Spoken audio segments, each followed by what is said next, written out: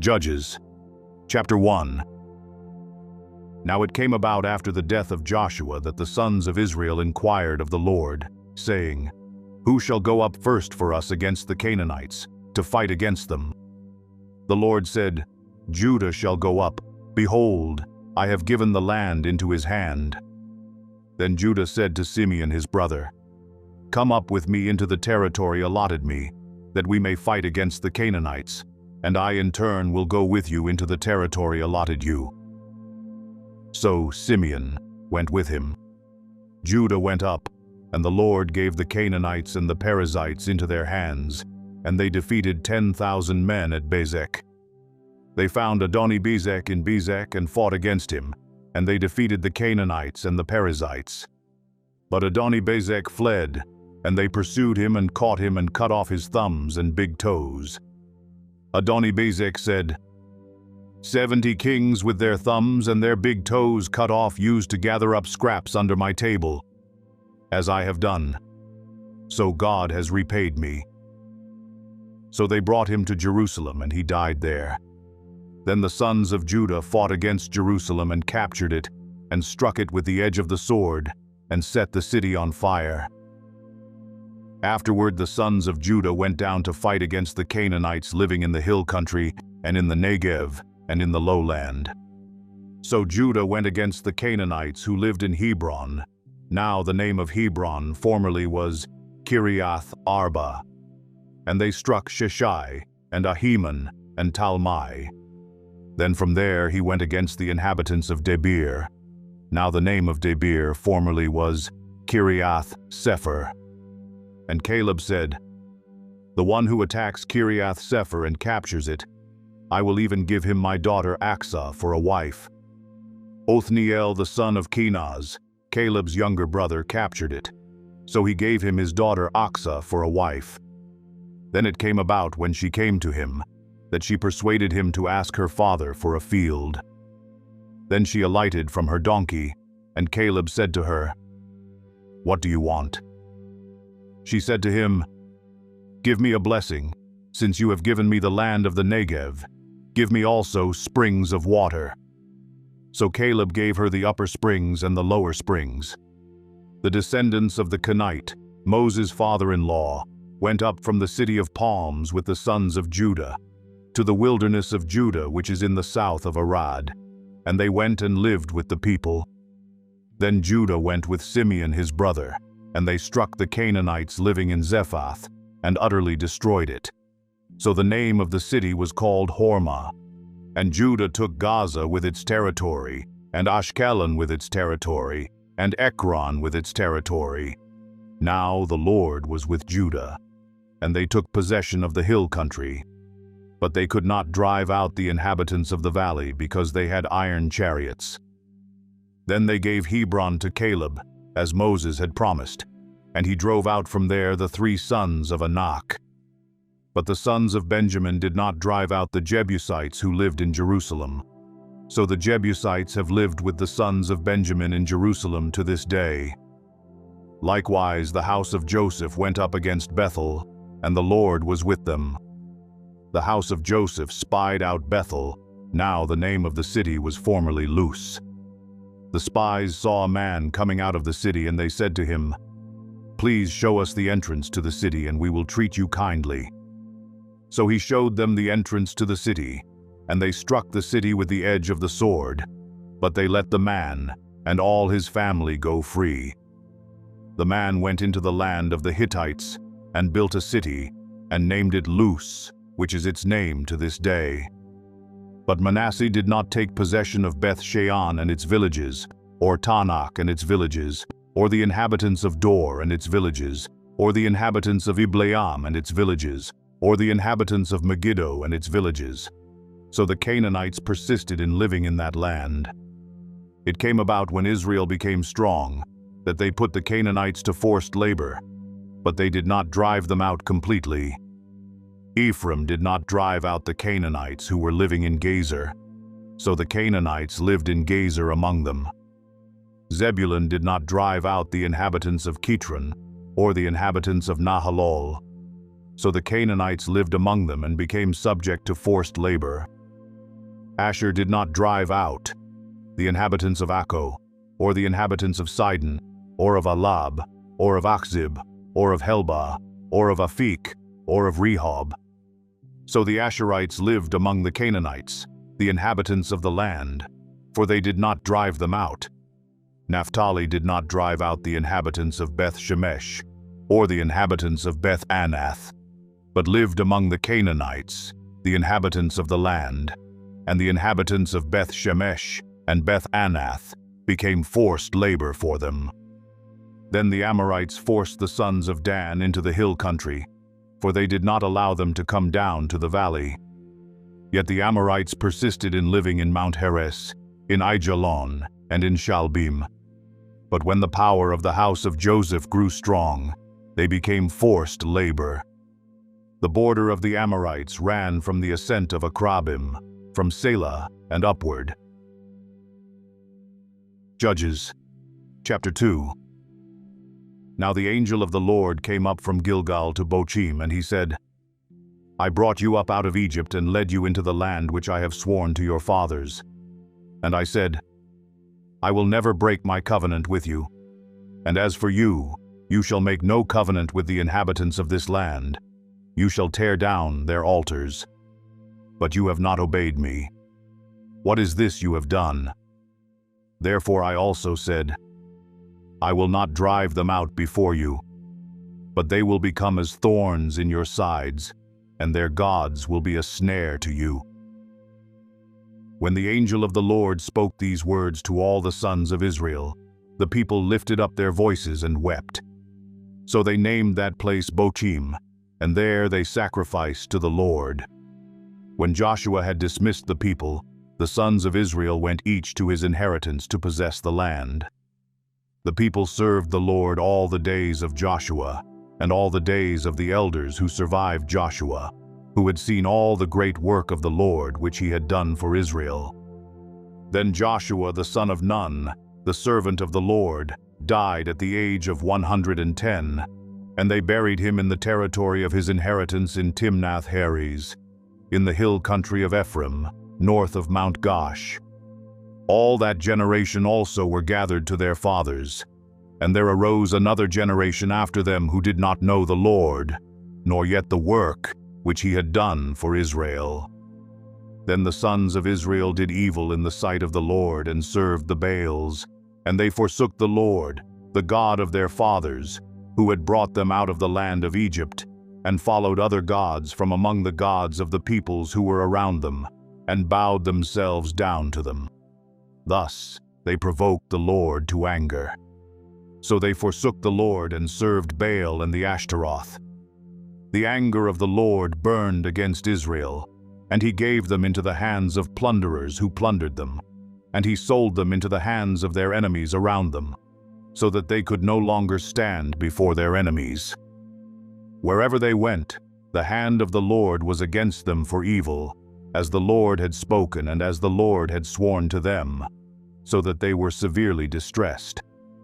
Then the Lord raised up judges who delivered them from the hands of those who plundered them. Yet they did not listen to their judges, for they played the harlot after other gods and bowed themselves down to them. They turned aside quickly from the way in which their fathers had walked in obeying the commandments of the Lord. They did not do as their fathers. When the Lord raised up judges for them, the Lord was with the judge and delivered them from the hand of their enemies all the days of the judge. For the Lord was moved to pity by their groaning, because of those who oppressed and afflicted them. But it came about when the judge died, that they would turn back and act more corruptly than their fathers, in following other gods to serve them and bow down to them. They did not abandon their practices or their stubborn ways. So the anger of the Lord burned against Israel, and he said, Because this nation has transgressed my covenant, which I commanded their fathers, and has not listened to my voice, I also will no longer drive out before them any of the nations which Joshua left when he died, in order to test Israel by them, whether they will keep the way of the Lord to walk in it as their fathers did, or not. So the Lord allowed those nations to remain, not driving them out quickly, and he did not give them into the hand of Joshua. Judges, chapter 3. Now these are the nations which the Lord left, to test Israel by them, that is, all who had not experienced any of the wars of Canaan, only in order that the generations of the sons of Israel might be taught war, those who had not experienced it formerly. These nations are the 5 lords of the Philistines and all the Canaanites and the Sidonians and the Hivites who lived in Mount Lebanon, from Mount Baal Hermon as far as Lebo-Hamath. They were for testing Israel, to find out if they would obey the commandments of the Lord, which he had commanded their fathers through Moses. The sons of Israel lived among the Canaanites, the Hittites, the Amorites, the Perizzites, the Hivites, and the Jebusites. And they took their daughters for themselves as wives, and gave their own daughters to their sons, and served their gods. The sons of Israel did what was evil in the sight of the Lord, and forgot the Lord their God, and served the Baals and the Asheroth. Then the anger of the Lord was kindled against Israel, so that he sold them into the hands of Cushan-Rishathaim, king of Mesopotamia. And the sons of Israel served Cushan-Rishathaim 8 years. When the sons of Israel cried to the Lord raised up a deliverer for the sons of Israel to deliver them, Othniel the son of Kenaz, Caleb's younger brother. The Spirit of the Lord came upon him, and he judged Israel. When he went out to war, the Lord gave Cushan-Rishathaim, king of Mesopotamia, into his hand, so that he prevailed over Cushan-Rishathaim. Then the land had rest 40 years. And Othniel the son of Kenaz died. Now the sons of Israel again did evil in the sight of the Lord, so the Lord strengthened Eglon the king of Moab against Israel, because they had done evil in the sight of the Lord. And he gathered to himself the sons of Ammon and Amalek. And he went and defeated Israel, and they possessed the city of the palm trees. The sons of Israel served Eglon the king of Moab 18 years. But when the sons of Israel cried to the Lord raised up a deliverer for them, Ehud, the son of Gera, the Benjamite, a left-handed man. And the sons of Israel sent tribute by him to Eglon, the king of Moab. Ehud made himself a sword which had 2 edges, a cubit in length, and he bound it on his right thigh under his cloak. He presented the tribute to Eglon, king of Moab. Now, Eglon was a very fat man. It came about when he had finished presenting the tribute that he sent away the people who had carried the tribute. But he himself turned back from the idols which were at Gilgal and said, "I have a secret message for you, O king." And he said, "Keep silence." And all who attended him left him. Ehud came to him while he was sitting alone in his cool roof chamber. And Ehud said, "I have a message from God for you."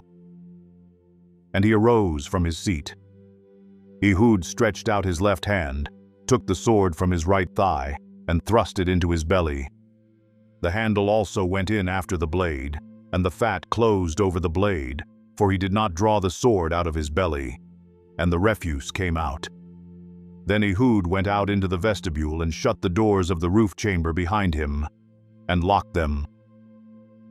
When he had gone out, his servants came and looked, and behold, the doors of the roof chamber were locked, and they said, "He is only relieving himself in the cool room." They waited until they became anxious, but behold, he did not open the doors of the roof chamber. Therefore they took the key and opened them, and behold, their master had fallen to the floor dead. Now Ehud escaped while they were delaying, and he passed by the idols and escaped to Sirah. It came about when he had arrived that he blew the trumpet in the hill country of Ephraim, and the sons of Israel went down with him from the hill country, and he was in front of them. He said to them, "Pursue them, for the Lord has given your enemies the Moabites into your hands." So they went down after him and seized the fords of the Jordan opposite Moab, and did not allow anyone to cross. They struck down at that time about 10,000 Moabites, all robust and valiant men, and no one escaped. So Moab was subdued that day under the hand of Israel, and the land was undisturbed for 80 years. After him came Shamgar, the son of Anath, who struck down 600 Philistines with an ox goad, and he also saved Israel. Judges, chapter 4. Then the sons of Israel again did evil in the sight of the Lord, after Ehud died. And the Lord sold them into the hand of Jabin king of Canaan, who reigned in Hazor. And the commander of his army was Sisera, who lived in Harosheth Hagoyim. The sons of Israel cried to the Lord, for he had 900 iron chariots, and he oppressed the sons of Israel severely for 20 years. Now Deborah, a prophetess, the wife of Lapidoth, was judging Israel at that time. She used to sit under the palm tree of Deborah between Ramah and Bethel in the hill country of Ephraim, and the sons of Israel came up to her for judgment. Now she sent and summoned Barak the son of Abinoam from Kadesh Naphtali, and said to him, Behold, the Lord, the God of Israel, has commanded, Go and march to Mount Tabor, and take with you 10,000 men from the sons of Naphtali, and from the sons of Zebulun. I will draw out to you Sisera, the commander of Jabin's army, with his chariots and his many troops, to the river Kishon, and I will give him into your hand. Then Barak said to her, If you will go with me, then I will go. But if you will not go with me, I will not go. She said, I will surely go with you. Nevertheless, the honor shall not be yours on the journey that you are about to take, for the Lord will sell Sisera into the hands of a woman. Then Deborah arose and went with Barak to Kadesh. Barak called Zebulun and Naphtali together to Kadesh, and 10,000 men went up with him. Deborah also went up with him. Now Heber the Kenite had separated himself from the Kenites, from the sons of Hobab, the father-in-law of Moses, and had pitched his tent as far away as the oak in Zaanannim, which is near Kadesh. Then they told Sisera that Barak the son of Abinoam had gone up to Mount Tabor. Sisera called together all his chariots, 900 iron chariots, and all the people who were with him, from Harosheth Hagoyim to the river Kishon. Deborah said to Barak, Arise, for this is the day in which the Lord has given Sisera into your hands. Behold, the Lord has gone out before you. So Barak went down from Mount Tabor with 10,000 men following him. The Lord routed Sisera and all his chariots and all his army with the edge of the sword before Barak. And Sisera alighted from his chariot and fled away on foot. But Barak pursued the chariots and the army as far as Harosheth Hagoyim, and all the army of Sisera fell by the edge of the sword. Not even one was left. Now Sisera fled away on foot to the tent of Jael, the wife of Heber the Kenite, for there was peace between Jabin the king of Hazor and the house of Heber the Kenite. Jael went out to meet Sisera, and said to him, Turn aside, my master, turn aside to me. Do not be afraid. And he turned aside to her into the tent, and she covered him with a rug. He said to her, Please give me a little water to drink, for I am thirsty. So she opened a bottle of milk and gave him a drink. Then she covered him. He said to her, Stand in the doorway of the tent, and it shall be if anyone comes and inquires of you, and says, Is there anyone here? That you shall say, No. But Jael, Heber's wife, took a tent peg and seized a hammer in her hand, and went secretly to him and drove the peg into his temple, and it went through into the ground, for he was sound asleep and exhausted. So he died. And behold, as Barak pursued Sisera, Jael came out to meet him and said to him, Come, and I will show you the man whom you are seeking. And he entered with her. And behold, Sisera was lying dead, with the tent peg in his temple. So God subdued on that day Jabin, the king of Canaan, before the sons of Israel. the hand of the sons of Israel pressed heavier and heavier upon Jabin the king of Canaan, until they had destroyed Jabin the king of Canaan. Judges, chapter 5. Then Deborah and Barak the son of Abinoam sang on that day, saying, that the leaders led in Israel, that the people volunteered, bless the Lord. Hear, O kings, give ear, O rulers.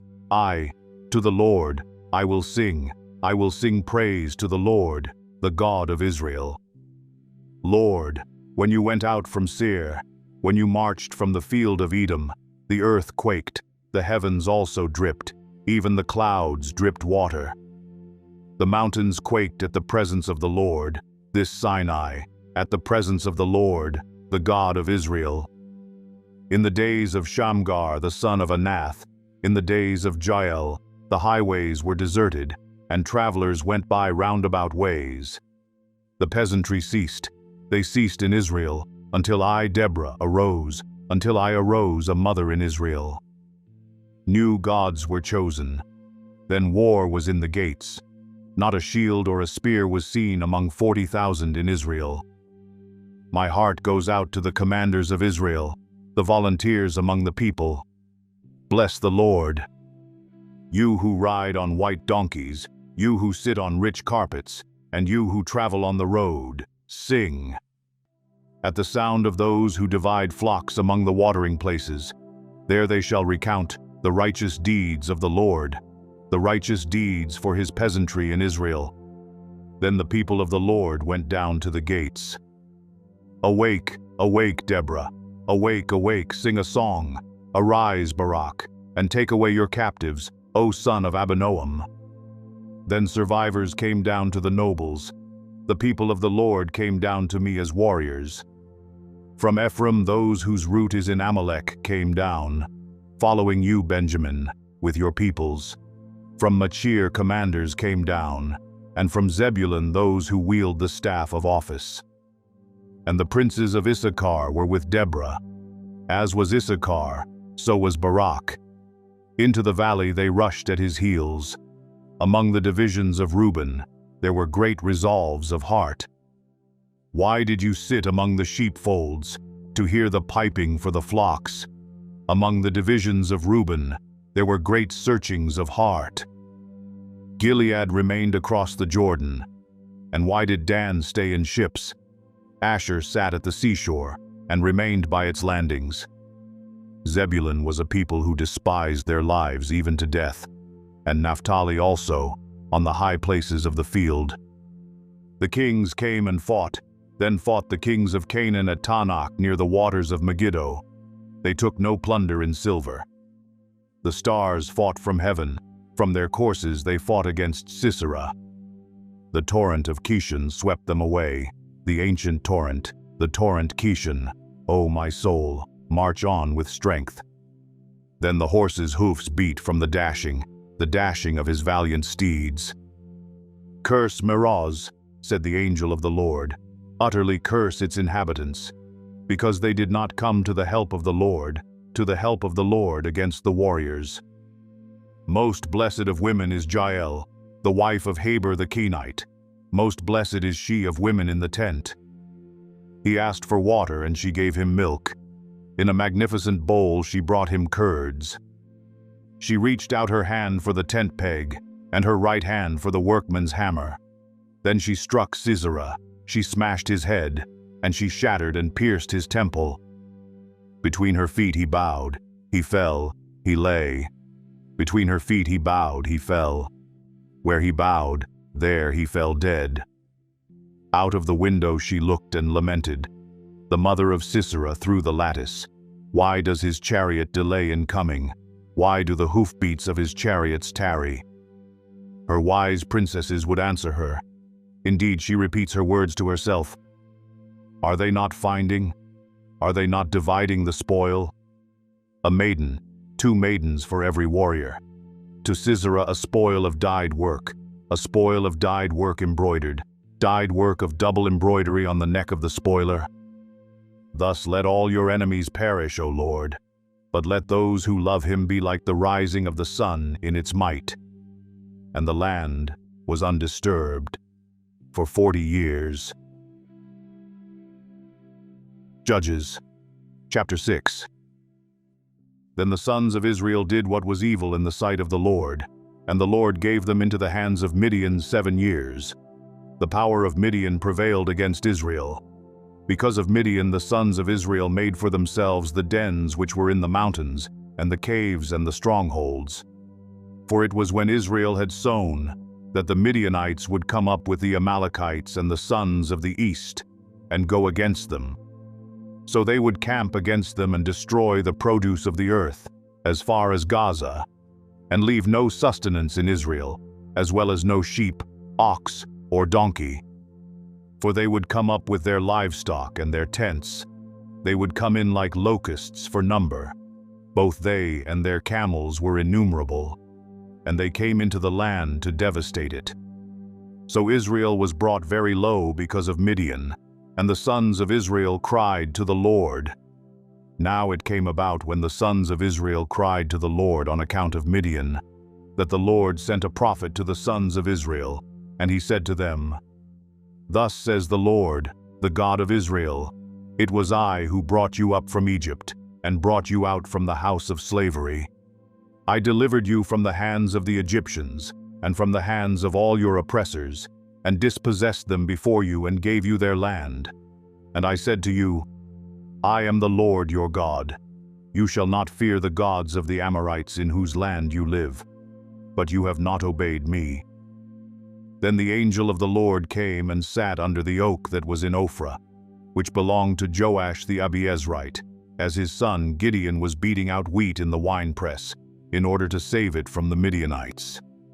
The angel of the Lord appeared to him and said to him, "The Lord is with you, O valiant warrior." Then Gideon said to him, "O my Lord, if the Lord is with us, why then has all this happened to us? And where are all his miracles which our fathers told us about, saying, 'Did not the Lord bring us up from Egypt?' But now the Lord has abandoned us and given us into the hand of Midian." The Lord looked at him and said, "Go in this your strength and deliver Israel from the hand of Midian. Have I not sent you?" He said to him, "O Lord, how shall I deliver Israel? Behold, my family is the least in Manasseh, and I am the youngest in my father's house." But the Lord said to him, "Surely I will be with you, and you shall defeat Midian as one man." So Gideon said to him, "If now I have found favor in your sight, then show me a sign that it is you who speak with me. Please do not depart from here until I come back to you and bring out my offering and lay it before you." And he said, "I will remain until you return." Then Gideon went in and prepared a young goat and unleavened bread from an ephah of flour. He put the meat in a basket and the broth in a pot, and brought them out to him under the oak and presented them. The angel of God said to him, "Take the meat and the unleavened bread, and lay them on this rock, and pour out the broth." And he did so. Then the angel of the Lord put out the end of the staff that was in his hand, and touched the meat and the unleavened bread, and fire sprang up from the rock, and consumed the meat and the unleavened bread. Then the angel of the Lord vanished from his sight. When Gideon saw that he was the angel of the Lord, he said, "Alas, O Lord God, for now I have seen the angel of the Lord face to face." The Lord said to him, "Peace to you, do not fear, you shall not die." Then Gideon built an altar there to the Lord and named it, "The Lord is Peace." To this day it is still in Ophrah of the Abiezrites. Now on the same night the Lord said to him, "Take your father's bull and a second bull 7 years old, and pull down the altar of Baal which belongs to your father, and cut down the Asherah that is beside it, and build an altar to the Lord your God on the top of this stronghold, in an orderly manner, and take a second bull, and offer a burnt offering with the wood of the Asherah, which you shall cut down." Then Gideon took 10 men of his servants and did as the Lord had spoken to him. And because he was too afraid of his father's household and the men of the city to do it by day, he did it by night. When the men of the city arose early in the morning, behold, the altar of Baal was torn down, and the Asherah which was beside it was cut down, and the second bull was offered on the altar which had been built. They said to one another, "Who did this thing?" And when they searched about and inquired, they said, "Gideon the son of Joash did this thing." Then the men of the city said to Joash, "Bring out your son, that he may die, for he has torn down the altar of Baal, and indeed he has cut down the Asherah which was beside it." But Joash said to all who stood against him, "Will you contend for Baal, or will you deliver him? Whoever will plead for him shall be put to death by morning. If he is a god, let him contend for himself, because someone has torn down his altar." Therefore on that day he named him Jerubbaal, that is to say, "Let Baal contend against him," because he had torn down his altar. Then all the Midianites and the Amalekites and the sons of the east assembled themselves, and they crossed over and camped in the valley of Jezreel. So the Spirit of the Lord came upon Gideon, and he blew a trumpet, and the Abiezrites were called together to follow him. He sent messengers throughout Manasseh, and they also were called together to follow him. And he sent messengers to Asher, Zebulun, and Naphtali, and they came up to meet them. Then Gideon said to God, "If you will deliver Israel through me, as you have spoken, behold, I will put a fleece of wool on the threshing floor. If there is dew on the fleece only, and it is dry on all the ground, then I will know that you will deliver Israel through me, as you have spoken." And it was so. When he arose early the next morning and squeezed the fleece, he drained the dew from the fleece, a bowl full of water. Then Gideon said to God, "Do not let your anger burn against me that I may speak once more. Please let me make a test once more with the fleece. Let it now be dry only on the fleece, and let there be dew on all the ground."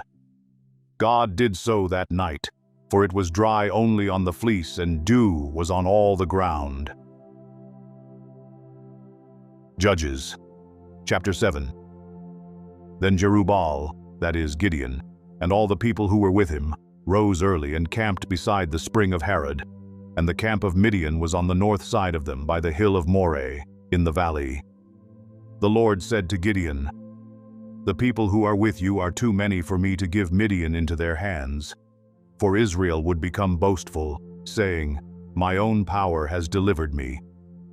Now therefore come, proclaim in the hearing of the people, saying, "Whoever is afraid and trembling, let him return and depart from Mount Gilead." So 22,000 people returned, but 10,000 remained. Then the Lord said to Gideon, "The people are still too many. Bring them down to the water, and I will test them for you there. Therefore it shall be that he of whom I say to you, 'This one shall go with you,' he shall go with you. But every one of whom I say to you, 'This one shall not go with you,' he shall not go." So he brought the people down to the water. And the Lord said to Gideon, "You shall separate everyone who laps the water with his tongue, as a dog laps, as well as everyone who kneels to drink." Now the number of those who lapped, putting their hand to their mouth, was 300 men, but all the rest of the people kneeled to drink water. The Lord said to Gideon, "I will deliver you with the 300 men who lapped, and will give the Midianites into your hands. So let all the other people go, each man to his home." So the 300 men took the people's provisions and their trumpets into their hands. And Gideon sent all the other men of Israel, each to his tent, but retained the 300 men. And the camp of Midian was below him in the valley. Now the same night it came about that the Lord said to him, "Arise, go down against the camp, for I have given it into your hands. But if you are afraid to go down, go with Purah your servant down to the camp, and you will hear what they say, and afterward your hands will be strengthened, that you may go down against the camp." So he went with Purah his servant down to the outposts of the army that was in the camp. Now the Midianites and the Amalekites and all the sons of the east were lying in the valley as numerous as locusts, and their camels were without number, as numerous as the sand on the seashore. When Gideon came, behold, a man was relating a dream to his friend. And he said, "Behold, I had a dream. A loaf of barley bread was tumbling into the camp of Midian, and it came to the tent and struck it so that it fell, and turned it upside down so that the tent lay flat." His friend replied, "This is nothing less than the sword of Gideon the son of Joash, a man of Israel. God has given Midian and all the camp into his hand." When Gideon heard the account of the dream and its interpretation, he bowed in worship. He returned to the camp of Israel and said, "Arise, for the Lord has given the camp of Midian into your hands." He divided the 300 men into 3 companies, and he put trumpets and empty pitchers into the hands of all of them, with torches inside the pitchers. He said to them, "Look at me and do likewise. And behold, when I come to the outskirts of the camp, do as I do. When I and all who are with me blow the trumpet, then you also blow the trumpets all around the camp and say, 'For the Lord and for Gideon.'" So Gideon and the 100 men who were with him came to the outskirts of the camp at the beginning of the middle watch, when they had just posted the watch, and they blew the trumpets and smashed the pitchers that were in their hands. When the 3 companies blew the trumpets and broke the pitchers, they held the torches in their left hands and the trumpets in their right hands for blowing, and cried, "A sword for the Lord and for Gideon." Each stood in his place around the camp, and all the army ran, crying out as they fled. When they blew 300 trumpets, the Lord set the sword of one against another even throughout the whole army. And the army fled as far as Beth-shittah toward Zererah, as far as the edge of Abel-Maholah by Tabbath. The men of Israel were summoned from Naphtali and Asher and all Manasseh, and they pursued Midian. Gideon sent messengers throughout all the hill country of Ephraim, saying, "Come down against Midian and take the waters before them, as far as Beth-barah and the Jordan." So all the men of Ephraim were summoned, and they took the waters as far as Beth-barah and the Jordan. They captured the 2 leaders of Midian, Oreb and Zeb, and they killed Oreb at the rock of Oreb, and they killed Zeb at the winepress of Zeb, while they pursued Midian. And they brought the heads of Oreb and Zeb to Gideon from across the Jordan. Judges, chapter 8. Then the men of Ephraim said to him, "What is this thing you have done to us, not calling us when you went to fight against Midian?" And they contended with him vigorously. But he said to them, "What have I done now in comparison with you? Is not the gleaning of the grapes of Ephraim better than the vintage of Abiezer? God has given the leaders of Midian, Oreb, and Zeb into your hands, and what was I able to do in comparison with you?" Then their anger toward him subsided when he said that. Then Gideon and the 300 men who were with him came to the Jordan and crossed over, weary, yet pursuing. He said to the men of Succoth, "Please give loaves of bread to the people who are following me, for they are weary, and I am pursuing Zebah and Zalmunna, the kings of Midian." The leaders of Succoth said, "Are the hands of Zebah and Zalmunna already in your hands, that we should give bread to your army?" Gideon said, "All right. When the Lord has given Zebah and Zalmunna into my hand, then I will thrash your bodies with the thorns of the wilderness and with briars." He went up from there to Penuel and spoke similarly to them, and the men of Penuel answered him just as the men of Succoth had answered. So he spoke also to the men of Penuel, saying, "When I return safely, I will tear down this tower." Now Zebah and Zalmunna were in Karkor, and their armies with them, about 15,000 men, all who were left of the entire army of the sons of the east. For the fallen were 120,000 swordsmen. Gideon went up by the way of those who lived in tents on the east of Nobah and Jogbehah, and attacked the camp when the camp was unsuspecting. When Zebah and Zalmunna fled, he pursued them and captured the 2 kings of Midian, Zebah and Zalmunna, and routed the whole army. Then Gideon the son of Joash returned from the battle by the ascent of Heres, and he captured a youth from Succoth and questioned him. Then the youth wrote down for him the princes of Succoth and its elders, 77 men. He came to the men of Succoth and said, "Behold Zebah and Zalmunna, concerning whom you taunted me, saying, Are the hands of Zebah and Zalmunna already in your hand, that we should give bread to your men who are weary?" He took the elders of the city, and thorns of the wilderness and briars, and he disciplined the men of Succoth with them. He tore down the tower of Penuel and killed the men of the city. Then he said to Zebah and Zalmunna, "What kind of men were they whom you killed at Tabor?" And they said, "They were like you, each one resembling the son of a king." He said, "They were my brothers, the sons of my mother. As the Lord lives, if only you had let them live, I would not kill you." So he said to Jether his firstborn, "Rise, kill them."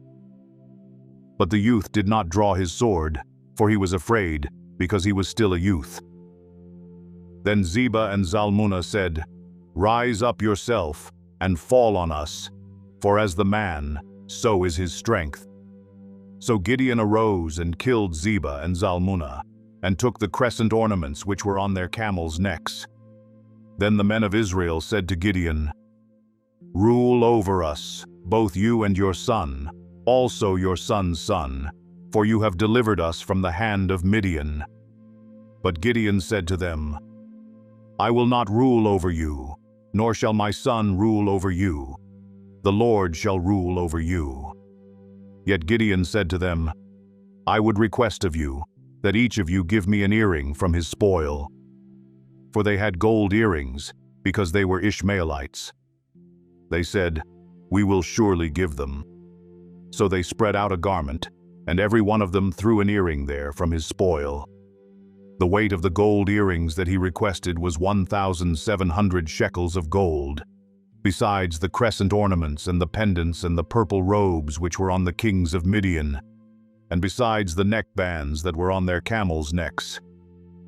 Gideon made it into an ephod, and placed it in his city, Ophrah, and all Israel played the harlot with it there, so that it became a snare to Gideon and his household. So Midian was subdued before the sons of Israel, and they did not lift up their heads any more.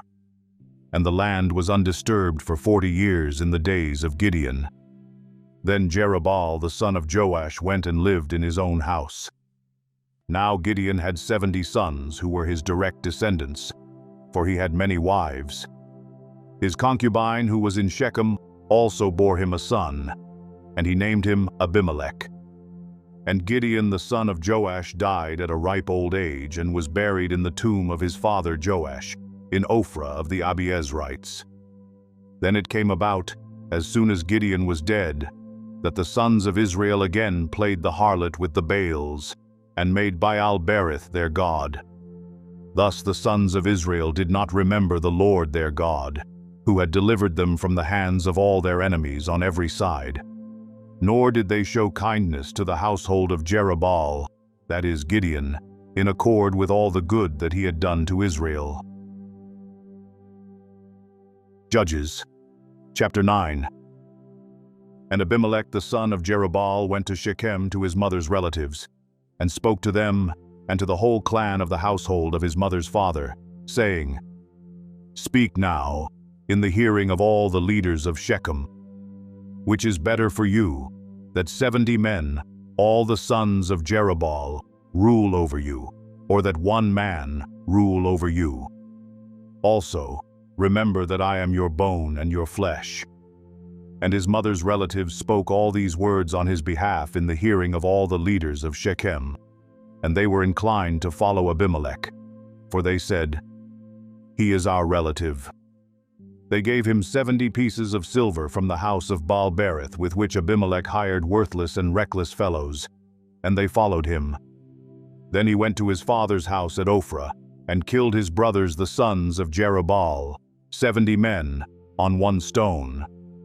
But Jotham, the youngest son of Jerubbaal, was left, for he hid himself. All the men of Shechem and all Beth Millo assembled together, and they went and made Abimelech king, by the oak of the pillar which was in Shechem. Now when they told Jotham, he went and stood on the top of Mount Gerizim, and lifted his voice and called out. Thus he said to them, Listen to me, O men of Shechem, that God may listen to you.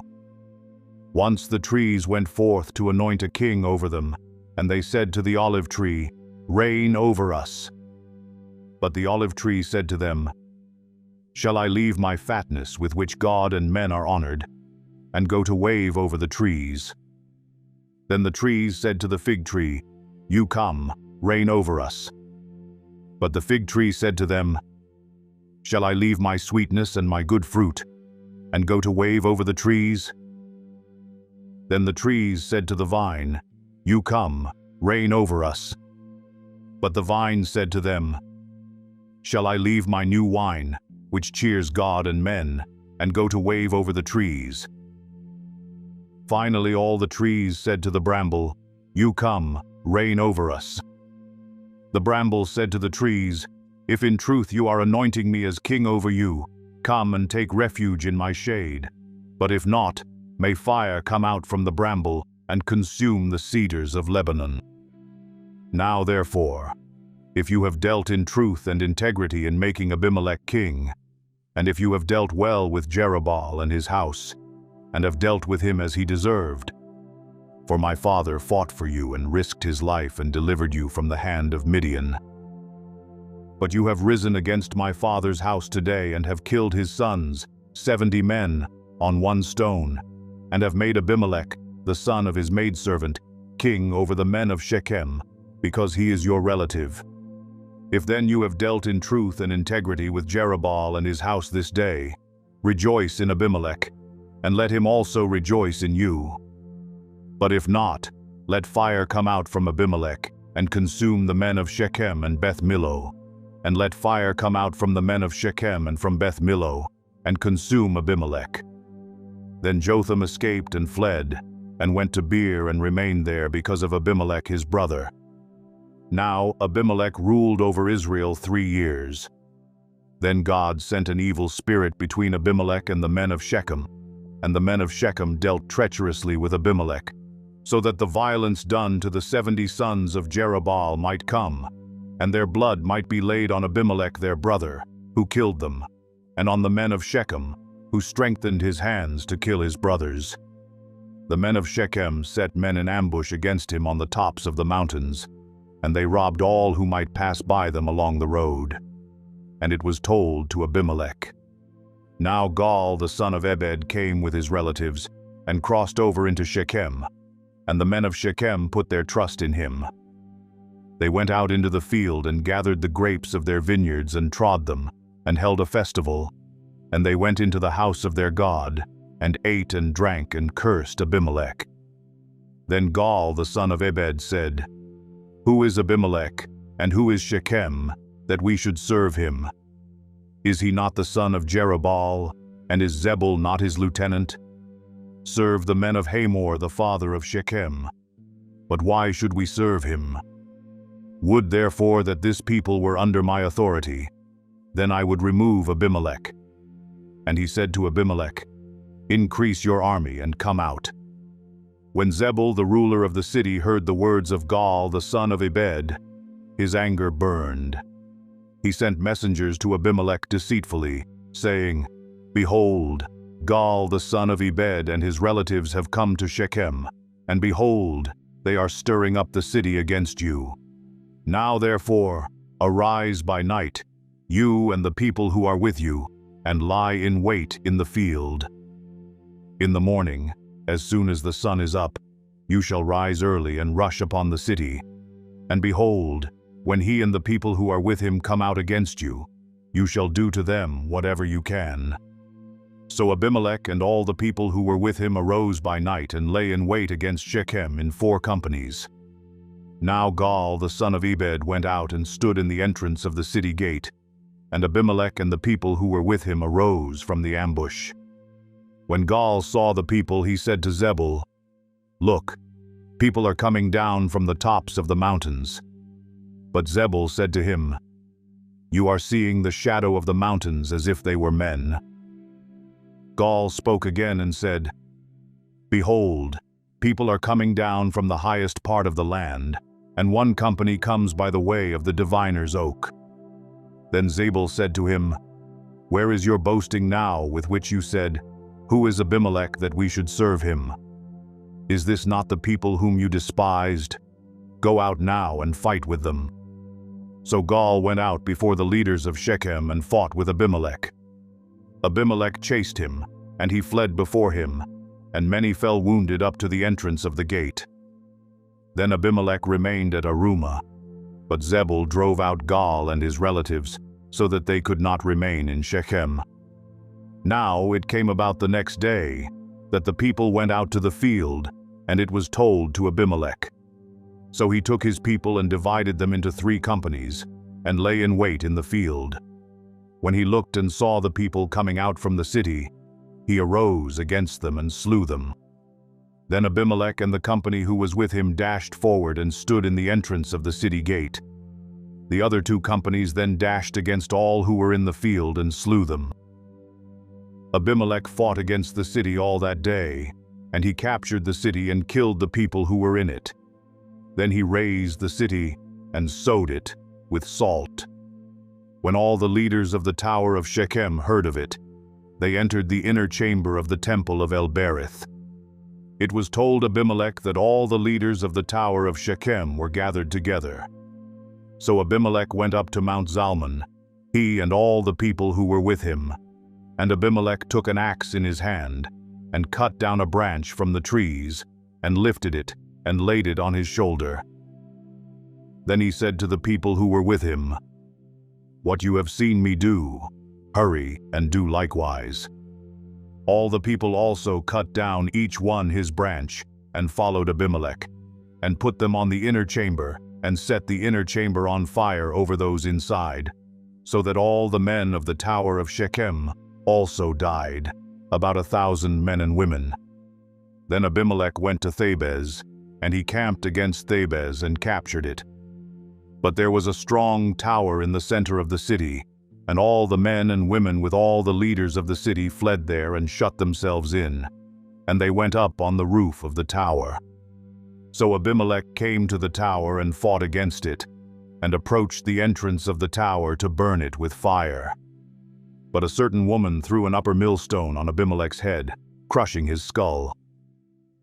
Then he called quickly to the young man, his armor-bearer, and said to him, "Draw your sword and kill me, so that it will not be said of me, 'A woman slew him.'" So the young man pierced him through, and he died. When the men of Israel saw that Abimelech was dead, each departed to his home. Thus God repaid the wickedness of Abimelech, which he had done to his father in killing his 70 brothers. Also God returned all the wickedness of the men of Shechem on their heads, and the curse of Jotham the son of Jerubbaal came upon them.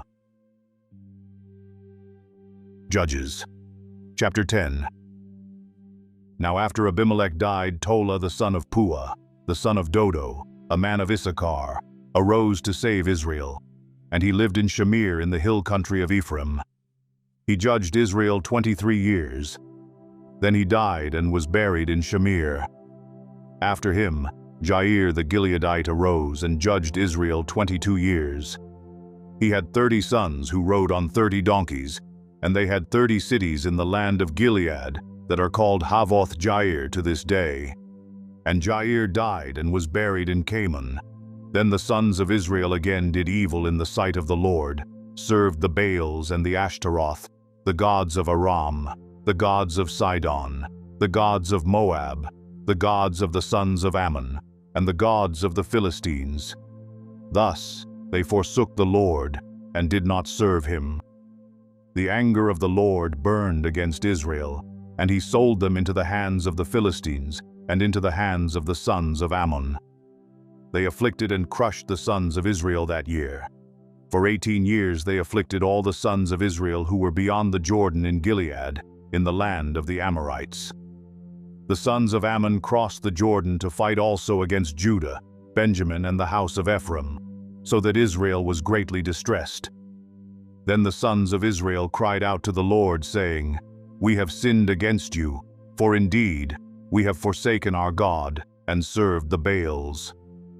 The Lord said to the sons of Israel, "Did I not deliver you from the Egyptians, the Amorites, the sons of Ammon, and the Philistines? Also when the Sidonians, the Amalekites, and the Maonites oppressed you, you cried out to me, and I delivered you from their hands. Yet you have forsaken me and served other gods. Therefore I will no longer deliver you. Go and cry out to the gods which you have chosen. Let them deliver you in the time of your distress." The sons of Israel said to the Lord, "We have sinned. Do to us whatever seems good to you. Only please deliver us this day." So they put away the foreign gods from among them and served the Lord, and he could bear the misery of Israel no longer. Then the sons of Ammon were summoned, and they camped in Gilead. And the sons of Israel gathered together and camped in Mizpah. The people, the leaders of Gilead, said to one another, "Who is the man who will begin to fight against the sons of Ammon? He shall become head over all the inhabitants of Gilead." Judges chapter 11. Now Jephthah the Gileadite was a valiant warrior, but he was the son of a harlot, and Gilead was the father of Jephthah.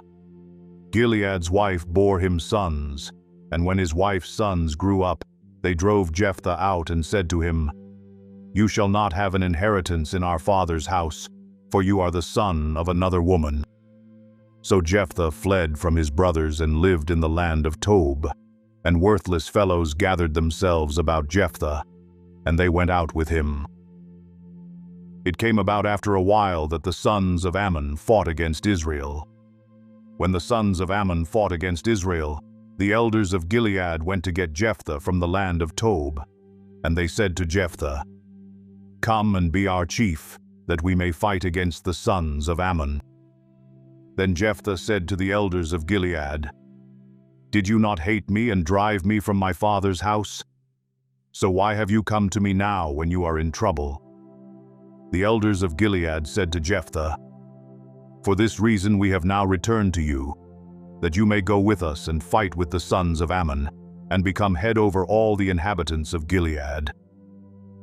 So Jephthah said to the elders of Gilead, "If you take me back to fight against the sons of Ammon, and the Lord gives them up to me, will I become your head?" The elders of Gilead said to Jephthah, "The Lord is witness between us. Surely we will do as you have said." Then Jephthah went with the elders of Gilead, and the people made him head and chief over them. And Jephthah spoke all his words before the Lord at Mizpah. Now Jephthah sent messengers to the king of the sons of Ammon, saying, "What is between you and me, that you have come to me to fight against my land?" The king of the sons of Ammon said to the messengers of Jephthah, "Because Israel took away my land when they came up from Egypt, from the Arnon as far as the Jabbok and the Jordan. Therefore return them peaceably now." But Jephthah sent messengers again to the king of the sons of Ammon, and they said to him, "Thus says Jephthah, Israel did not take away the land of Moab, nor the land of the sons of Ammon. For when they came up from Egypt, and Israel went through the wilderness to the Red Sea, and came to Kadesh, then Israel sent messengers to the king of Edom, saying, "Please let us pass through your land." But the king of Edom would not listen, and they also sent to the king of Moab, but he would not consent. So Israel remained at Kadesh. Then they went through the wilderness and around the land of Edom and the land of Moab, and came to the east side of the land of Moab, and they camped beyond the Arnon. But they did not enter the territory of Moab, for the Arnon was the border of Moab. And Israel sent messengers to Sihon king of the Amorites, the king of Heshbon, And Israel said to him, "Please let us pass through your land to our place." But Sihon did not trust Israel to pass through his territory. So Sihon gathered all his people and camped in Jahaz and fought with Israel. The Lord, the God of Israel, gave Sihon and all his people into the hand of Israel, and they defeated them. So Israel possessed all the land of the Amorites, the inhabitants of that country. So they possessed all the territory of the Amorites, from the Arnon as far as the Jabbok, and from the wilderness as far as the Jordan. Since now the Lord, the God of Israel, drove out the Amorites from before his people Israel, are you then to possess it? Do you not possess what Chemosh your God gives you to possess? So whatever the Lord our God has driven out before us, we will possess it. Now are you any better than Balak the son of Zippor, king of Moab? Did he ever strive with Israel, or did he ever fight against them? While Israel lived in Heshbon and its villages, and in Aroer and its villages, and in all the cities that are on the banks of the Arnon, 300 years, why did you not recover them within that time? I therefore have not sinned against you, but you are doing me wrong by making war against me. May the Lord, the judge, judge today between the sons of Israel and the sons of Ammon.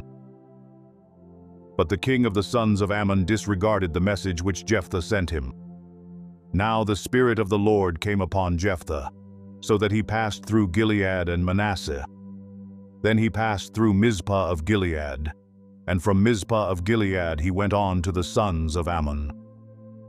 Jephthah made a vow to the Lord and said, "If you will indeed give the sons of Ammon into my hand, then it shall be that whatever comes out of the doors of my house to meet me when I return in peace from the sons of Ammon, it shall be the Lord's, and I will offer it up as a burnt offering." So Jephthah crossed over to the sons of Ammon to fight against them, and the Lord gave them into his hand. He struck them with a very great slaughter from Aroer to the entrance of Minnith, 20 cities, and as far as Abel-keramim. So the sons of Ammon were subdued before the sons of Israel. When Jephthah came to his house at Mizpah, behold, his daughter was coming out to meet him with tambourines and with dancing. Now she was his one and only child. Besides her, he had no son or daughter. When he saw her, he tore his clothes and said, "Alas, my daughter, you have brought me very low, and you are among those who trouble me. For I have given my word to the Lord, and I cannot take it back." So she said to him, "My father, you have given your word to the Lord. Do to me as you have said, since the Lord has avenged you of your enemies, the sons of Ammon." She said to her father, "Let this thing be done for me. Let me alone 2 months, that I may go to the mountains and weep because of my virginity, I and my companions." Then he said, "Go." So he sent her away for 2 months, and she left with her companions, and wept on the mountains because of her virginity. At the end of 2 months she returned to her father, who did to her according to the vow which he had made, and she had no relations with a man. Thus it became a custom in Israel, that the daughters of Israel went yearly to commemorate the daughter of Jephthah the Gileadite, 4 days in the year. Judges, chapter 12. Then the men of Ephraim were summoned, and they crossed to Zaphon and said to Jephthah, "Why did you cross over to fight against the sons of Ammon without calling us to go with you? We will burn your house down on you." Jephthah said to them, "I and my people were at great strife with the sons of Ammon. When I called you, you did not deliver me from their hand. When I saw that you would not deliver me, I took my life in my hands and crossed over against the sons of Ammon, and the Lord gave them into my hand. Why then have you come up to me this day to fight against me?" Then Jephthah gathered all the men of Gilead and fought Ephraim, and the men of Gilead defeated Ephraim, because they said, "You are fugitives of Ephraim, O Gileadites, in the midst of Ephraim and in the midst of Manasseh." The Gileadites captured the fords of the Jordan opposite Ephraim, And it happened when any of the fugitives of Ephraim said, "Let me cross over," the men of Gilead would say to him, "Are you an Ephraimite?" If he said no, then they would say to him, "Say now, Shibboleth." But he said Sibboleth, for he could not pronounce it correctly. Then they seized him and slew him at the fords of the Jordan. Thus there fell at that time 42,000 of Ephraim. Jephthah judged Israel 6 years. Then Jephthah the Gileadite died and was buried in one of the cities of Gilead. Now Ibzan of Bethlehem judged Israel after him. He had 30 sons and 30 daughters whom he gave in marriage outside the family, and he brought in 30 daughters from outside for his sons. And he judged Israel 7 years. Then Ibzan died and was buried in Bethlehem. Now Elon the Zebulunite judged Israel after him, and he judged Israel 10 years. Then Elon the Zebulunite died and was buried at Aijalon in the land of Zebulun. Now Abdon the son of Hillel the Pirathonite judged Israel after him. He had 40 sons and 30 grandsons who rode on 70 donkeys, and he judged Israel 8 years.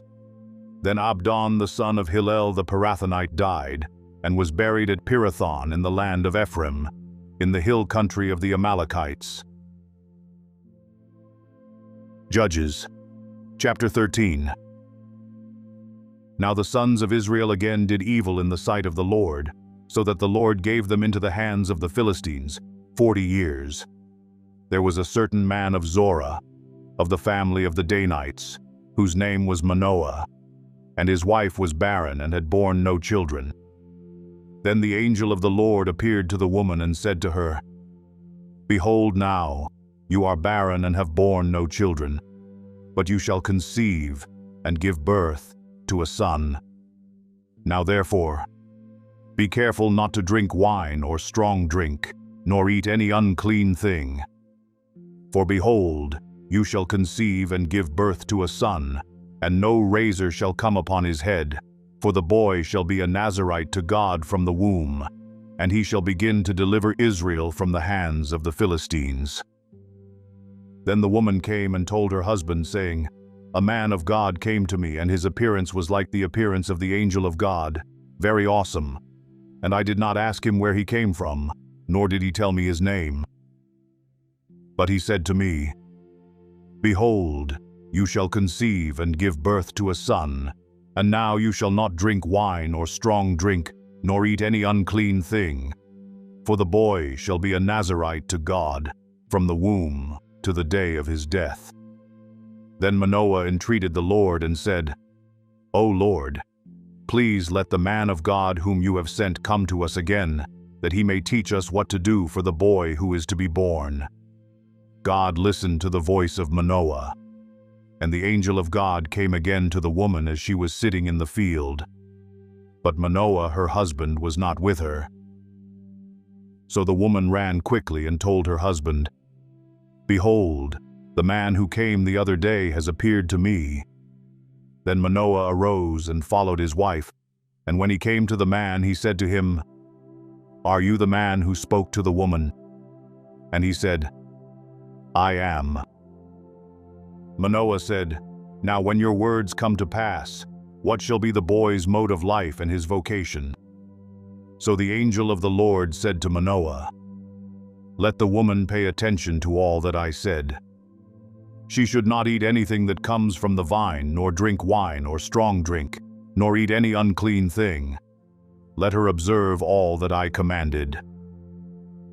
Then Manoah said to the angel of the Lord, 'Please let us detain you so that we may prepare a young goat for you.' The angel of the Lord said to Manoah, 'Though you detain me, I will not eat your food, but if you prepare a burnt offering, then offer it to the Lord.' For Manoah did not know that he was the angel of the Lord. Manoah said to the angel of the Lord, 'What is your name? So that when your words come to pass, we may honor you.' But the angel of the Lord said to him, 'Why do you ask my name, seeing it is wonderful?' So Manoah took the young goat with the grain offering and offered it on the rock to the Lord. and he performed wonders while Manoah and his wife looked on. For it came about when the flame went up from the altar toward heaven, that the angel of the Lord ascended in the flame of the altar. When Manoah and his wife saw this, they fell on their faces to the ground. Now the angel of the Lord did not appear to Manoah or his wife again. Then Manoah knew that he was the angel of the Lord. So Manoah said to his wife, "We will surely die, for we have seen God." But his wife said to him, "If the Lord had desired to kill us, he would not have accepted a burnt offering and a grain offering from our hands, nor would he have shown us all these things, nor would he have let us hear things like this at this time." Then the woman gave birth to a son and named him Samson. And the child grew up, and the Lord blessed him. And the Spirit of the Lord began to stir him in Mahaneh-dan, between Zorah and Eshtaol. Judges, chapter 14. Then Samson went down to Timnah and saw a woman in Timnah, one of the daughters of the Philistines. So he came back and told his father and mother, "I saw a woman in Timnah, one of the daughters of the Philistines. Now therefore, get her for me as a wife." Then his father and his mother said to him, "Is there no woman among the daughters of your relatives, or among all our people, that you go to take a wife from the uncircumcised Philistines?" But Samson said to his father, "Get her for me, for she looks good to me." However, his father and mother did not know that it was of the Lord, for he was seeking an occasion against the Philistines. Now, at that time, the Philistines were ruling over Israel. Then Samson went down to Timnah with his father and mother, and came as far as the vineyards of Timnah. And behold, a young lion came roaring toward him. The Spirit of the Lord came upon him mightily, so that he tore him as one tears a young goat, though he had nothing in his hand. But he did not tell his father or mother what he had done. So he went down and talked to the woman, and she looked good to Samson. When he returned later to take her, he turned aside to look at the carcass of the lion. And behold, a swarm of bees and honey were in the body of the lion. So he scraped the honey into his hands and went on, eating as he went. When he came to his father and mother, he gave some to them and they ate it. But he did not tell them that he had scraped the honey out of the body of the lion. Then his father went down to the woman, and Samson made a feast there, for the young men customarily did this. When they saw him, they brought 30 companions to be with him. Then Samson said to them, "Let me now propound a riddle to you. If you will indeed tell it to me within the 7 days of the feast, and find it out, then I will give you 30 linen wraps and 30 changes of clothes. But if you are unable to tell me, then you shall give me 30 linen wraps and 30 changes of clothes." And they said to him, "Propound your riddle, that we may hear it." So he said to them, "Out of the eater came something to eat, and out of the strong came something sweet." But they could not tell the riddle in 3 days. Then it came about on the 4th day that they said to Samson's wife, "Entice your husband, so that he will tell us the riddle, or we will burn you and your father's house with fire. Have you invited us to impoverish us? Is this not so?"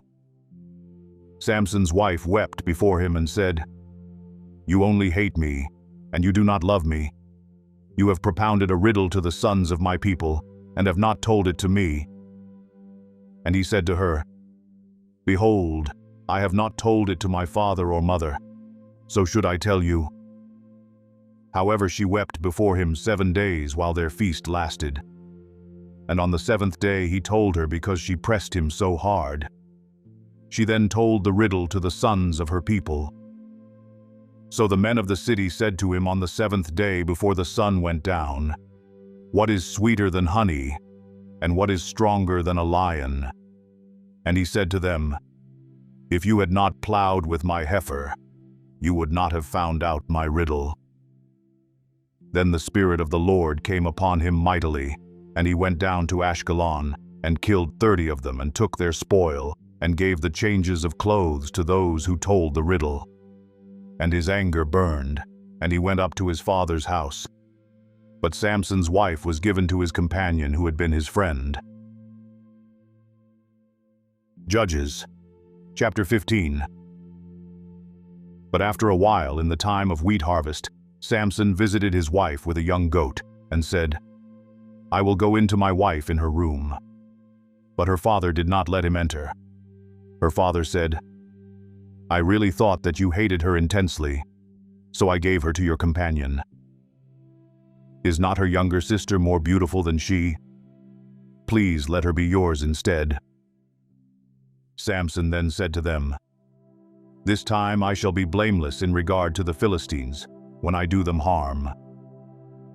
Samson went and caught 300 foxes, and took torches, and turned the foxes tail to tail, and put one torch in the middle between 2 tails. When he had set fire to the torches, he released the foxes into the standing grain of the Philistines, thus burning up both the shocks and the standing grain, along with the vineyards and groves. Then the Philistines said, "Who did this?"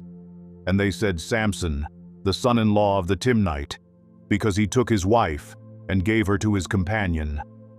So the Philistines came up and burned her and her father with fire. Samson said to them, "Since you act like this, I will surely take revenge on you. But after that, I will quit." He struck them ruthlessly with a great slaughter, and he went down and lived in the cleft of the rock of Etam. Then the Philistines went up and camped in Judah, and spread out in Lehi. The men of Judah said, "Why have you come up against us?" And they said, "We have come up to bind Samson in order to do to him as he did to us." Then 3,000 men of Judah went down to the cleft of the rock of Etam and said to Samson, "Do you not know that the Philistines are rulers over us? What then is this that you have done to us?" And he said to them, "As they did to me, so I have done to them." They said to him, "We have come down to bind you so that we may give you into the hands of the Philistines." And Samson said to them, "Swear to me that you will not kill me." So they said to him, "No, but we will bind you fast and give you into their hands, yet surely we will not kill you." Then they bound him with 2 new ropes and brought him up from the rock. When he came to Lehi, the Philistines shouted as they met him, and the Spirit of the Lord came upon him mightily, so that the ropes that were on his arms were as flax that is burned with fire, and his bonds dropped from his hands. He found a fresh jawbone of a donkey, so he reached out and took it and killed 1,000 men with it. Then Samson said, "With the jawbone of a donkey, heaps upon heaps, with the jawbone of a donkey I have killed 1,000 men." When he had finished speaking, he threw the jawbone from his hand, and he named that place Ramath-Lehi. Then he became very thirsty, and he called to the Lord and said, "You have given this great deliverance by the hand of your servant, and now shall I die of thirst and fall into the hands of the uncircumcised." But God split the hollow place that is in Lehi, so that water came out of it. When he drank, his strength returned and he revived. Therefore he named it En-Hakkore, which is in Lehi to this day. So he judged Israel 20 years in the days of the Philistines. Judges, chapter 16. Now Samson went to Gaza and saw a harlot there, and went into her. When it was told to the Gazites, saying, "Samson has come here," they surrounded the place and lay in wait for him all night at the gate of the city. And they kept silent all night, saying, "Let us wait until the morning light, then we will kill him." Now Samson lay until midnight, and at midnight he arose and took hold of the doors of the city gate and the 2 posts, and pulled them up along with the bars. Then he put them on his shoulders and carried them up to the top of the mountain, which is opposite Hebron. After this it came about that he loved a woman in the valley of Sorek, whose name was Delilah. The lords of the Philistines came up to her and said to her, "Entice him, and see where his great strength lies, and how we may overpower him, that we may bind him to afflict him. Then we will each give you 1,100 pieces of silver." So Delilah said to Samson, "Please tell me where your great strength is, and how you may be bound to afflict you." Samson said to her, "If they bind me with 7 fresh cords that have not been dried, then I will become weak and be like any other man." Then the lords of the Philistines brought up to her 7 fresh cords that had not been dried, and she bound him with them. Now she had men lying in wait in an inner room. And she said to him, "The Philistines are upon you, Samson." But he snapped the cords as a string of tow snaps when it touches fire. So his strength was not discovered. Then Delilah said to Samson, "Behold, you have deceived me and told me lies. Now please tell me how you may be bound." He said to her, "If they bind me tightly with new ropes which have not been used, then I will become weak and be like any other man." So Delilah took new ropes and bound him with them and said to him, "The Philistines are upon you, Samson." For the men were lying in wait in the inner room. But he snapped the ropes from his arms like a thread. Then Delilah said to Samson, "Up to now you have deceived me and told me lies. Tell me how you may be bound." And he said to her, "If you weave the 7 locks of my hair with the web and fasten it with a pin, then I will become weak and be like any other man." So while he slept, Delilah took the 7 locks of his hair and wove them into the web. And she fastened it with the pin and said to him, "The Philistines are upon you, Samson." But he awoke from his sleep and pulled out the pin of the loom and the web. Then she said to him, "How can you say, 'I love you,' when your heart is not with me? You have deceived me these 3 times and have not told me where your great strength is." It came about when she pressed him daily with her words and urged him, that his soul was annoyed to death. So he told her all that was in his heart and said to her, "A razor has never come on my head, for I have been a Nazirite to God from my mother's womb. If I am shaved, then my strength will leave me, and I will become weak and be like any other man." When Delilah saw that he had told her all that was in his heart, she sent and called the lords of the Philistines, saying, "Come up once more, for he has told me all that is in his heart." Then the lords of the Philistines came up to her and brought the money in their hands. She made him sleep on her knees and called for a man and had him shave off the 7 locks of his hair. Then she began to afflict him, and his strength left him. She said, "The Philistines are upon you, Samson." And he awoke from his sleep and said, "I will go out as at other times and shake myself free." But he did not know that the Lord had departed from him. Then the Philistines seized him and gouged out his eyes, and they brought him down to Gaza and bound him with bronze chains, and he was a grinder in the prison. However, the hair of his head began to grow again after it was shaved off. Now the lords of the Philistines assembled to offer a great sacrifice to Dagon their god, and to rejoice. For they said, "Our God has given Samson our enemy into our hands." When the people saw him, they praised their God, for they said, "Our God has given our enemy into our hands, even the destroyer of our country, who has slain many of us." It so happened when they were in high spirits, that they said, "Call for Samson, that he may amuse us." So they called for Samson from the prison, and he entertained them, and they made him stand between the pillars. Then Samson said to the boy who was holding his hand, "Let me feel the pillars on which the house rests, that I may lean against them." Now the house was full of men and women, and all the lords of the Philistines were there. And about 3,000 men and women were on the roof looking on while Samson was amusing them. Then Samson called to the Lord and said, "O Lord God, please remember me and please strengthen me just this time, O God, that I may at once be avenged of the Philistines for my 2 eyes." Samson grasped the 2 middle pillars on which the house rested and braced himself against them, the one with his right hand and the other with his left. And Samson said, "Let me die with the Philistines."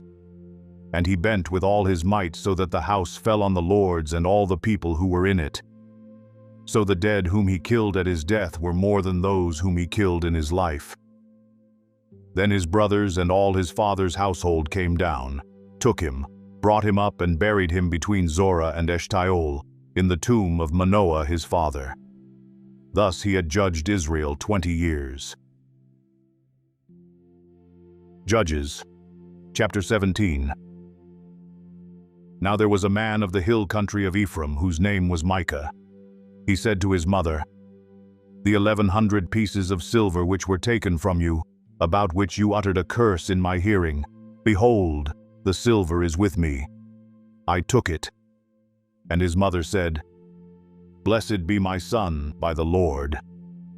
He then returned the 1,100 pieces of silver to his mother, and his mother said, "I wholly dedicate the silver from my hand to the Lord, for my son to make a graven image and a molten image. Now therefore I will return them to you." So when he returned the silver to his mother took 200 pieces of silver and gave them to the silversmith, who made them into a graven image and a molten image, and they were in the house of Micah. And the man Micah had a shrine, and he made an ephod and household idols, and consecrated one of his sons, that he might become his priest. In those days there was no king in Israel. Every man did what was right in his own eyes. Now there was a young man from Bethlehem in Judah, of the family of Judah, who was a Levite, and he was staying there. Then the man departed from the city, from Bethlehem in Judah, to stay wherever he might find a place. And as he made his journey, he came to the hill country of Ephraim, to the house of Micah. Micah said to him, "Where do you come from?" And he said to him, "I am a Levite from Bethlehem in Judah, and I am going to stay wherever I may find a place." Micah then said to him, "Dwell with me and be a father and a priest to me, and I will give you 10 pieces of silver a year, a suit of clothes, and your maintenance." So the Levite went in. The Levite agreed to live with the man, and the young man became to him like one of his sons. So Micah consecrated the Levite, and the young man became his priest and lived in the house of Micah. Then Micah said, "Now I know that the Lord will prosper me, seeing I have a Levite as priest." Judges, chapter 18.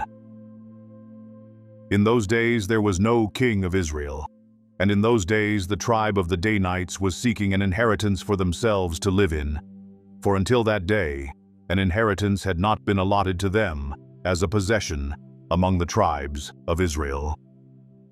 So the sons of Dan sent from their family 5 men out of their whole number, valiant men from Zorah and Eshtaol, to spy out the land and to search it.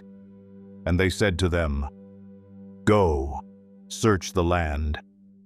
And they came to the hill country of Ephraim, to the house of Micah, and lodged there. When they were near the house of Micah, they recognized the voice of the young man, the Levite, and they turned aside there and said to him, "Who brought you here? And what are you doing in this place? And what do you have here?" He said to them, "Thus and so has Micah done to me, and he has hired me, and I have become his priest." They said to him, "Inquire of God, please, that we may know whether our way on which we are going will be prosperous." The priest said to them, "Go in peace. Your way in which you are going has the Lord's approval." Then the 5 men departed and came to Laish and saw the people who were in it living in security, after the manner of the Sidonians, quiet and secure. For there was no ruler humiliating them for anything in the land, and they were far from the Sidonians and had no dealings with anyone. When they came back to their brothers at Zorah and Eshtaol, their brothers said to them, "What do you report?" They said, "Arise and let us go up against them, for we have seen the land, and behold, it is very good. And will you sit still? Do not delay to go, to enter, to possess the land. When you enter, you will come to a secure people with a spacious land, for God has given it into your hand, a place where there is no lack of anything that is on the earth." Then from the family of the Danites, from Zorah and from Eshtaol, 600 men armed with weapons of war set out. They went up and camped at Kiriath Jearim in Judah. Therefore they called that place Mahane Dan to this day. Behold, it is west of Kiriath Jearim. They passed from there to the hill country of Ephraim and came to the house of Micah. Then the 5 men who went to spy out the country of Laish said to their kinsmen, "Do you know that there are in these houses an ephod and household idols and a graven image and a molten image? Now therefore consider what you should do."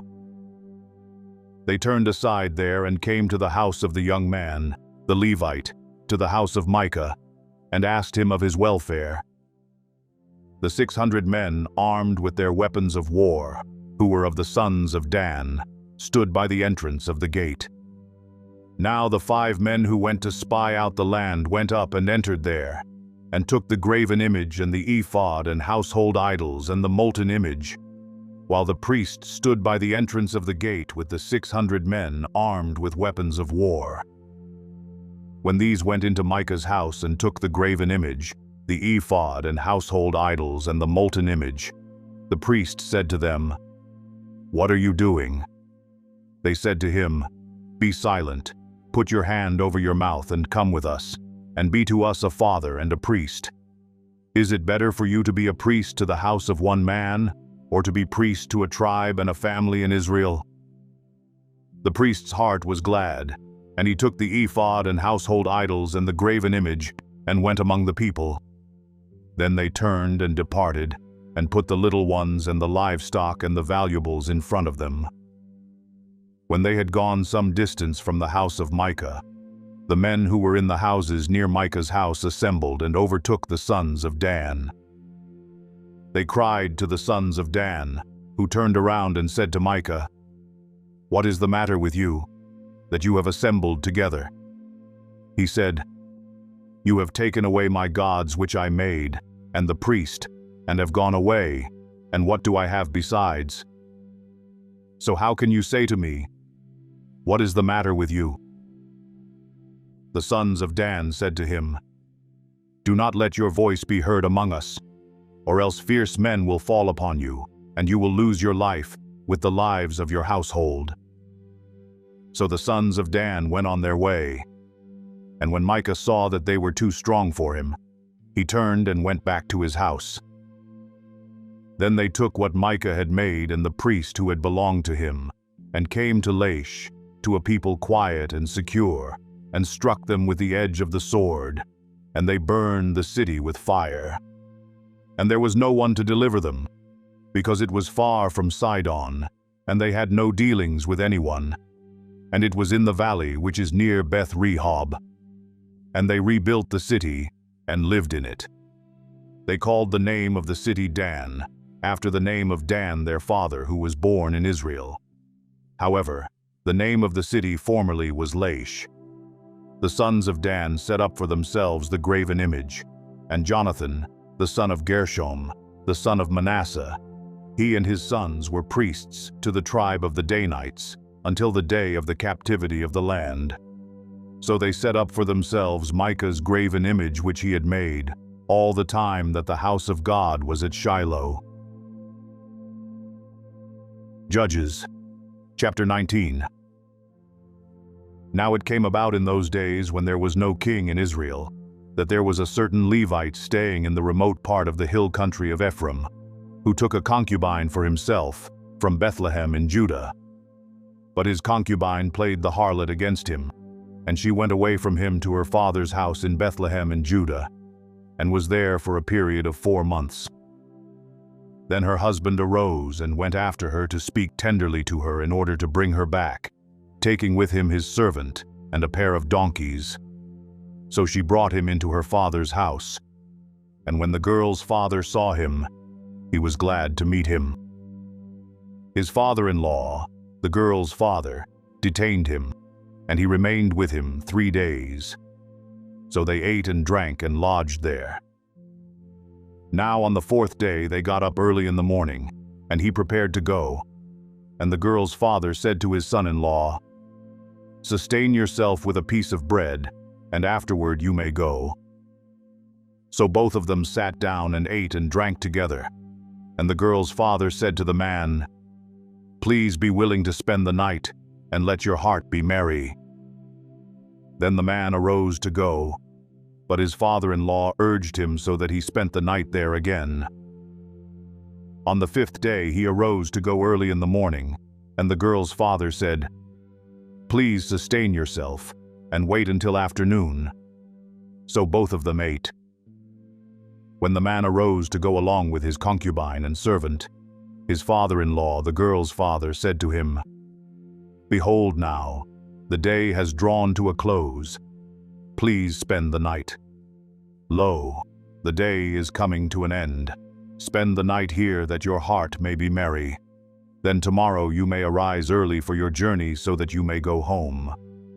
But the man was not willing to spend the night, so he arose and departed and came to a place opposite Jebus, that is, Jerusalem. And there were with him a pair of saddled donkeys. His concubine also was with him.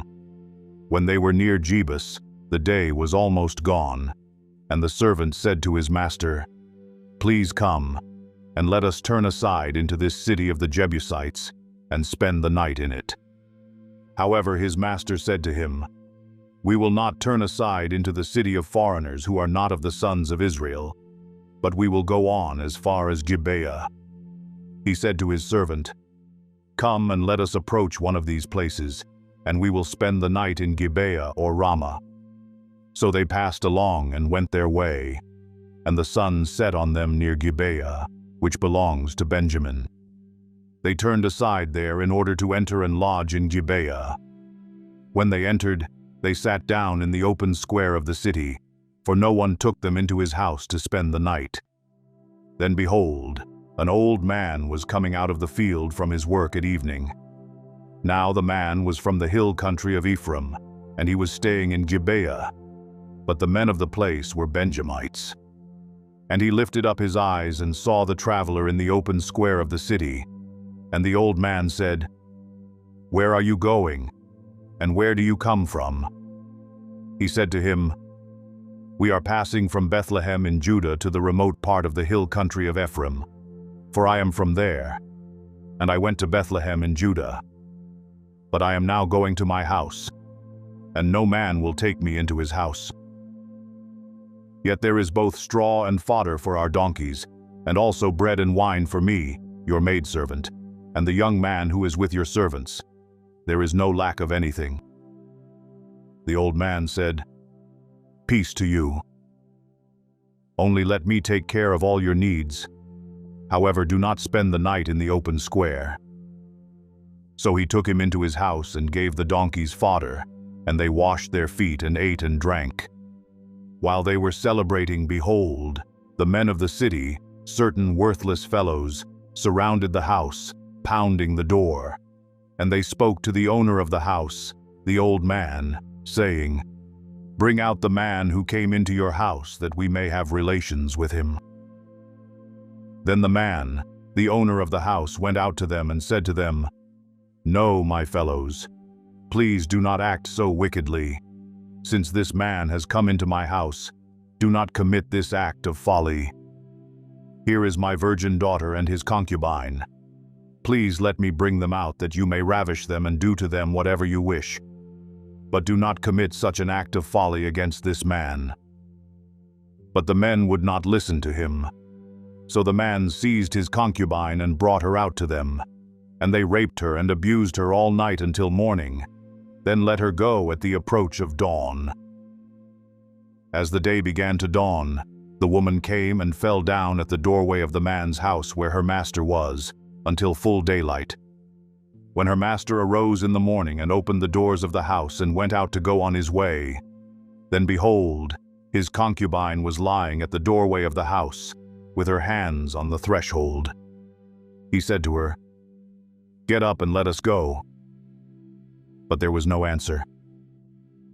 Then he placed her on the donkey, and the man arose and went to his home. When he entered his house, he took a knife and laid hold of his concubine and cut her in 12 pieces, limb by limb, and sent her throughout the territory of Israel. All who saw it said, "Nothing like this has ever happened or been seen from the day when the sons of Israel came up from the land of Egypt to this day. Consider it, take counsel and speak up." Judges, chapter 20. Then all the sons of Israel from Dan to Beersheba, including the land of Gilead, came out, and the congregation assembled as one man to the Lord at Mizpah. The chiefs of all the people, even of all the tribes of Israel, took their stand in the assembly of the people of God, 400,000 foot soldiers who drew the sword. Now the sons of Benjamin heard that the sons of Israel had gone up to Mizpah. And the sons of Israel said, "Tell us, how did this wickedness take place?" So the Levite, the husband of the woman who was murdered, answered and said, "I came with my concubine to spend the night at Gibeah, which belongs to Benjamin. But the men of Gibeah rose up against me and surrounded the house at night because of me. They intended to kill me. Instead, they ravished my concubine so that she died. And I took hold of my concubine and cut her in pieces and sent her throughout the land of Israel's inheritance, for they have committed a lewd and disgraceful act in Israel. Behold, all you sons of Israel, give your advice and counsel here." Then all the people arose as one man, saying, "Not one of us will go to his tent, nor will any of us return to his house. But now this is the thing which we will do to Gibeah. We will go up against it by lot. And we will take 10 men out of 100 throughout the tribes of Israel, and 100 out of 1,000, and 1,000 out of 100,000, 10,000 to supply food for the people, that when they come to Gibeah of Benjamin, they may punish them for all the disgraceful acts that they have committed in Israel." Thus all the men of Israel were gathered against the city, united as one man. Then the tribes of Israel sent men through the entire tribe of Benjamin, saying, "What is this wickedness that has taken place among you? Now then, deliver up the men, the worthless fellows in Gibeah, that we may put them to death and remove this wickedness from Israel." But the sons of Benjamin would not listen to the voice of their brothers, the sons of Israel. The sons of Benjamin gathered from the cities to Gibeah to go out to battle against the sons of Israel. From the cities on that day the sons of Benjamin were numbered, 26,000 men who draw the sword, besides the inhabitants of Gibeah who were numbered, 700 choice men. Out of all these people 700 choice men were left-handed. Each one could sling a stone at a hare and not miss. Then the men of Israel besides Benjamin were numbered, 400,000 men who draw the sword. All these were men of war. Now the sons of Israel arose, went up to Bethel, and inquired of God and said, "Who shall go up first for us to battle against the sons of Benjamin?" Then the Lord said, "Judah shall go up first." So the sons of Israel arose in the morning and camped against Gibeah. The men of Israel went out to battle against Benjamin, and the men of Israel arrayed for battle against them at Gibeah. Then the sons of Benjamin came out of Gibeah and fell to the ground, on that day 22,000 men of Israel. But the people, the men of Israel, encouraged themselves and arrayed for battle again in the place where they had arrayed themselves the first day. The sons of Israel went up and wept before the Lord until evening, and inquired of the Lord, saying, "Shall we again draw near for battle against the sons of my brother Benjamin?" And the Lord said, "Go up against him." Then the sons of Israel came against the sons of Benjamin the second day. Benjamin went out against them from Gibeah the second day, and felled to the ground again 18,000 men of the sons of Israel. All these drew the sword. Then all the sons of Israel and all the people went up and came to Bethel and wept. Thus they remained there before the Lord and fasted that day until evening. And they offered burnt offerings and peace offerings before the Lord. The sons of Israel inquired of the Lord, for the ark of the covenant of God was there in those days. And Phinehas the son of Eleazar, Aaron's son, stood before it to minister in those days, saying, "Shall I yet again go out to battle against the sons of my brother Benjamin, or shall I cease?" And the Lord said, "Go up, for tomorrow I will deliver them into your hand." So Israel set men in ambush around Gibeah. The sons of Israel went up against the sons of Benjamin on the third day, and arrayed themselves against Gibeah as at other times. The sons of Benjamin went out against the people and were drawn away from the city, and they began to strike and kill some of the people as at other times, on the highways, one of which goes up to Bethel and the other to Gibeah, and in the field about 30 men of Israel. The sons of Benjamin said, "They are struck down before us, as at the first." But the sons of Israel said, "Let us flee that we may draw them away from the city to the highways." Then all the men of Israel arose from their place and arrayed themselves at Baal Tamar. And the men of Israel in ambush broke out of their place, even out of Marageba. When 10,000 choice men from all Israel came against Gibeah, the battle became fierce. But Benjamin did not know that disaster was close to them. And the Lord struck Benjamin before Israel, so that the sons of Israel destroyed 25,100 men of Benjamin that day, all who draw the sword. So the sons of Benjamin saw that they were defeated. When the men of Israel gave ground to Benjamin because they relied on the men in ambush whom they had set against Gibeah, the men in ambush hurried and rushed against Gibeah. The men in ambush also deployed and struck all the city with the edge of the sword. Now the appointed sign between the men of Israel and the men in ambush was that they would make a great cloud of smoke rise from the city.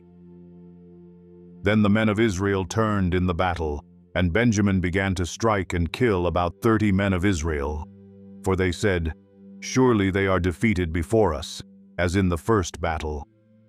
But when the cloud began to rise from the city in a column of smoke, Benjamin looked behind them, and behold, the whole city was going up in smoke to heaven.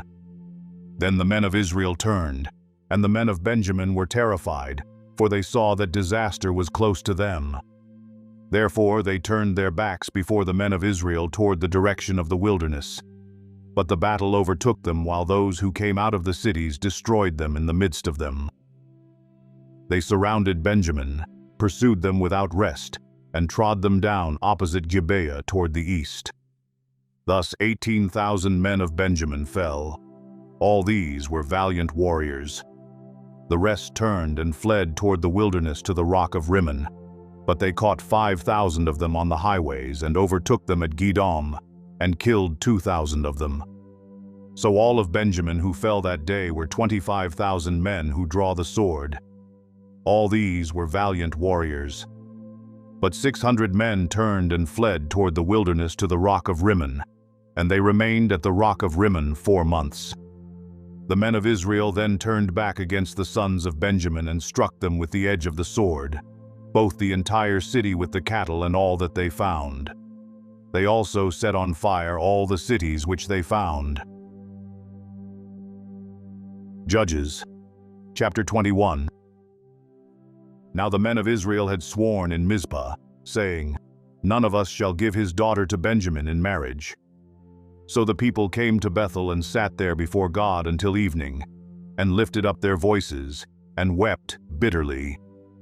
They said, "Why, O Lord God of Israel, has this come about in Israel, so that one tribe should be missing today in Israel?"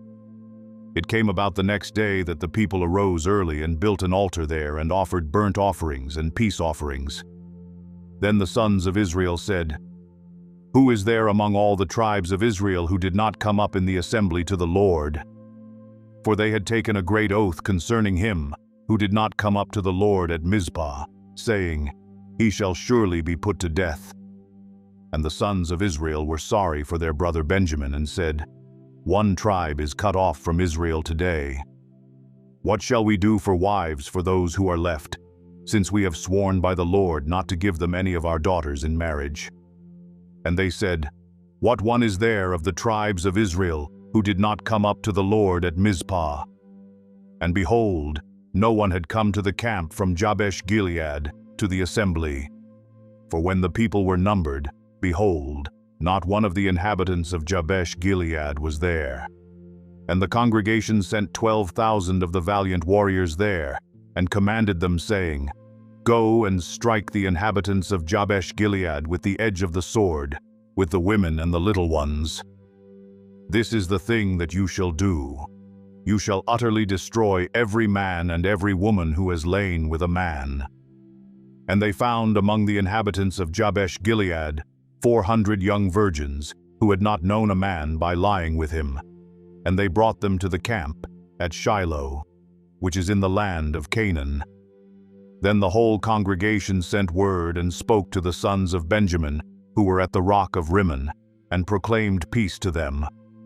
Benjamin returned at that time, and they gave them the women whom they had kept alive from the women of Jabesh-Gilead. Yet they were not enough for them.